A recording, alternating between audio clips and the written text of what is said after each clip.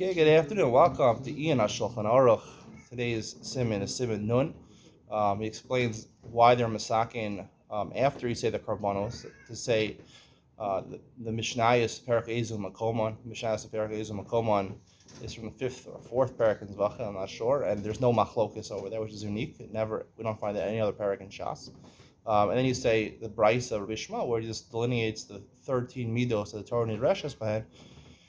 That's considered Gemara. The reason being, the Shulchan Aruch says, and the Baragola quotes from a Tosfos and Kedusha and Daf Lamed, is that a person should mishalish limudo. He should learn part of his day Mikra, part of his day Mishnah, part of his day Gemara. So this way, they would say all, and to make sure if you don't learn anything the rest of the day, at least you learn Mikra, Midrash, and Gemara.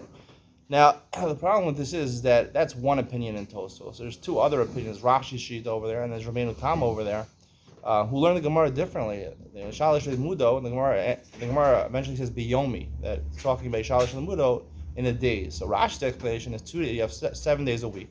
On Shabbos you don't learn, you're resting. 6 days a week, so 2 days a week you spend learning Mikra the whole day. If people go to Kola, they learn the Parsha for 2 days a week. 2 days a week they learn Mishnayos, and 2 days a week they learn Gemara. That's Rashi's suggestion, what you should do. Then Tosfos brings this Shulchan Aruch, which is Tosfos' own opinion. I guess Rabbeinu Yitzchak is the most common Bali Tosfos, who quotes from Seder Rambam going, they're masaking this, and the reason they're masaking this is in order to shalish adam limudo.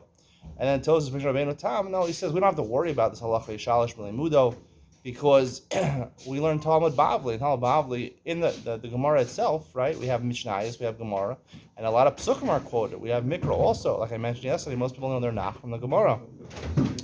So according to 2 out of 3 opinions mentioned in Tosfos, that's not the Pshat, Yishalish Limudo. And I would like to say that Yishalish Limudo, it seems to me, that whole Gemara is talking about the mitzvah of Limud Torah. That's the mitzvah we talked about of understanding the Torah, Torah Sheba'al Peh.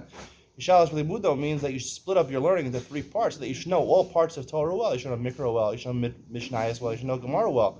In order that you should be Talmud Chacham, you should know the Torah, but that has nothing to do with mentioning it over here. Because if it's a mitzvah of Limud Torah, then how can the Mishnah Berurah say over here that in Beis HaAvel or during Tisha B'Av you're allowed to say these things? How can you be allowed to say these things? Because it's part of the Seder Tefillah. The whole point of these things is to learn and understand the Torah and to guarantee that you learned and understand the Torah for that day and all of these portions of the Torah.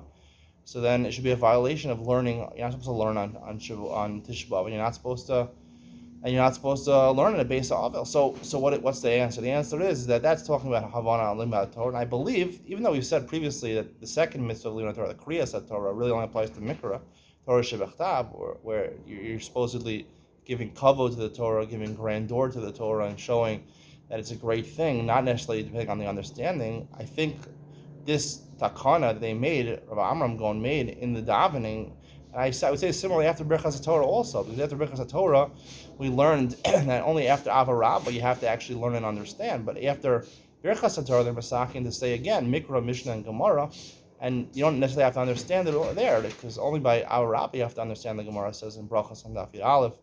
So it's interesting that we're bringing that besides actually from the Mikra, for the Torah Shebechtav, certain Mishnayos and certain Gemara and certain Brisas are also, even if you don't understand it, it's still fulfilling the idea of giving kavod and giving grandeur to the Torah.